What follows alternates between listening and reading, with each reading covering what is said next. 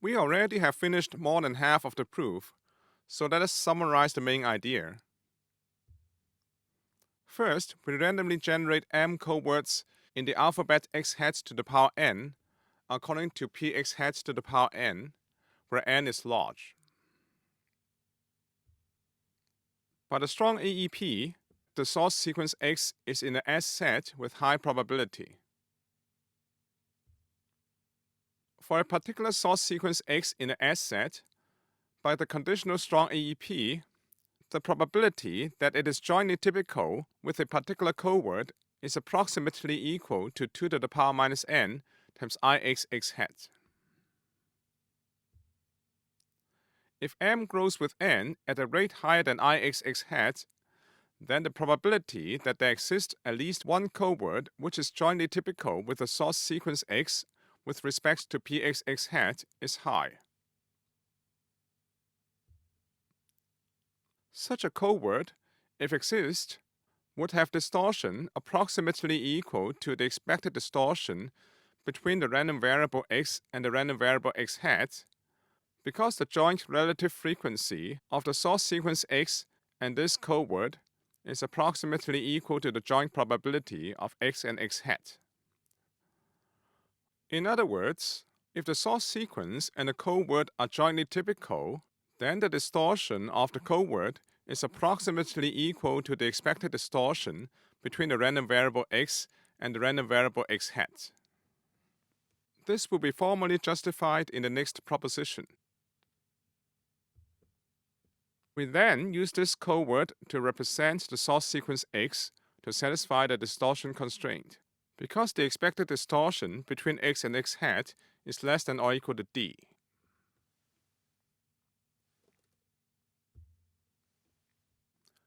The next proposition says that for X hat such that the expected distortion between X and X hat is less than or equal to D, if a pair of sequences X and X hat are jointly typical, then the distortion between X and X hat is less than or equal to D plus D max times delta. The proof goes as follows.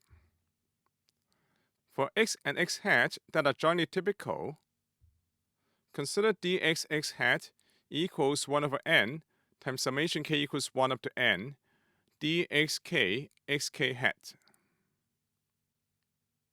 Now this summation can be written as summation xx hat dxx hat times nxx hat in the sequences x and x hat.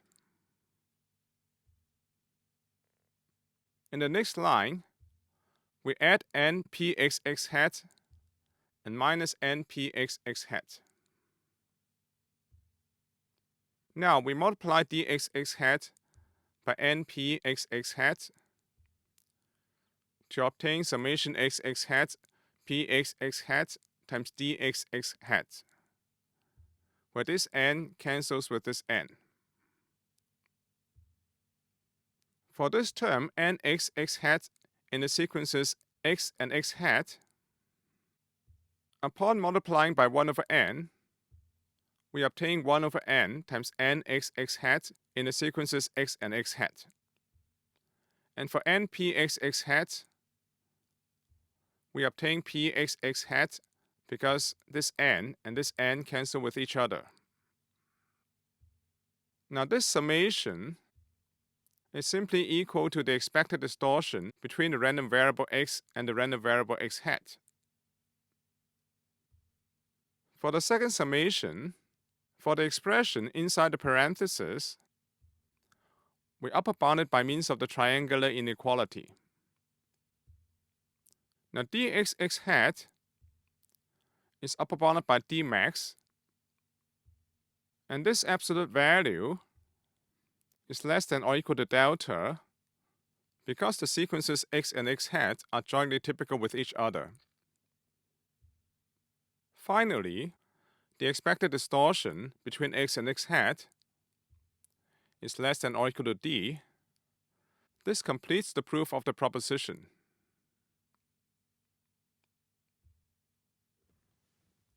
We only need to fill in the remaining details of the proof. For sufficiently large n, consider the probability that dxx hat is greater than d plus epsilon. This can be written as the probability of the event conditioning on k equals 1 times the probability that k is equal to 1, plus the probability of the event conditioning on k not equal to 1 times the probability that k is not equal to 1. Now the probability that dxx hat is greater than d plus epsilon conditioning on k equals 1 is less than or equal to 1. The probability that k is equal to 1 is less than or equal to epsilon, as we have shown. And the probability of k not equal to 1 is less than or equal to 1. So we have epsilon plus the probability that dxx hat is greater than d plus epsilon, conditioning on k not equal to 1.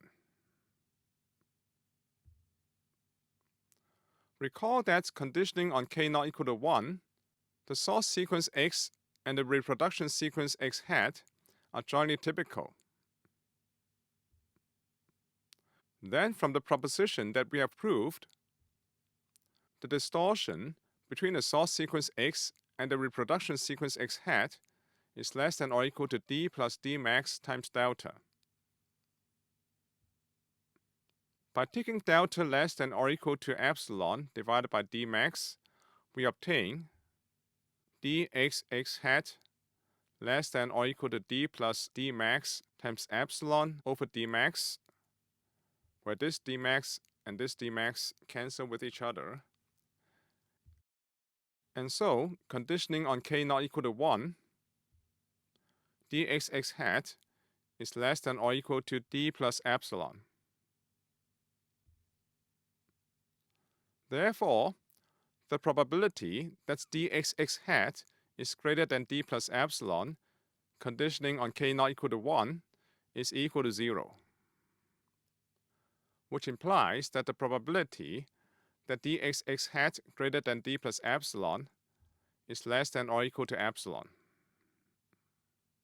It is then apparent that the event k not equal to 0 corresponds to a successful encoding, and the event k equals 1 corresponds to an encoding error.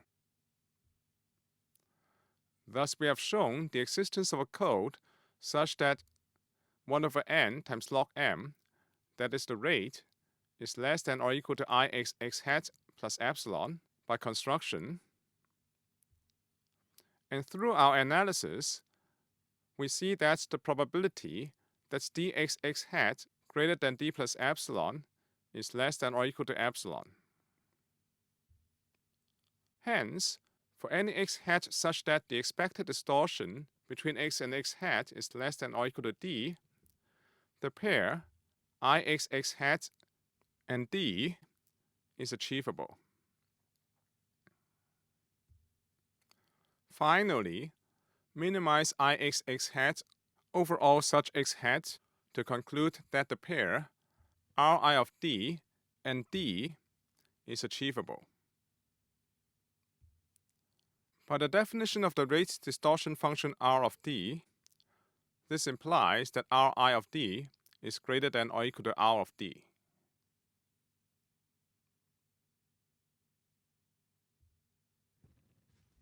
This picture explains intuitively why the rate of a rate distortion code that achieves a distortion d must be at least Ri of d. First of all, the number of typical x sequences is approximately equal to 2 to the power n times entropy of x.